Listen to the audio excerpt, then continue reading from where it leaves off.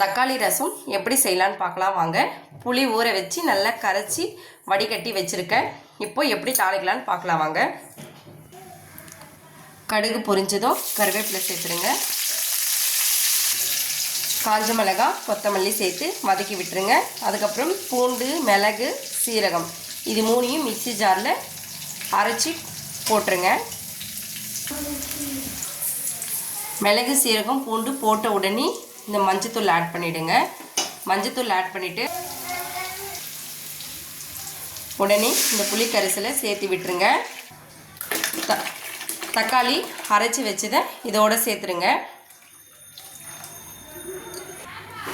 பெருங்காயத்தூள் ஆட் பண்ணிக்கோங்க.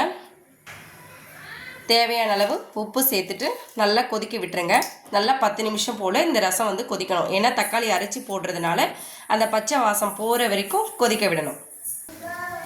பொங்கு வந்த அப்புறம் இந்த மாதிரி சலசலன்னு ஒரு 5 நிமிஷத்துக்கு மேலேயே கொதிக்க விடுங்க.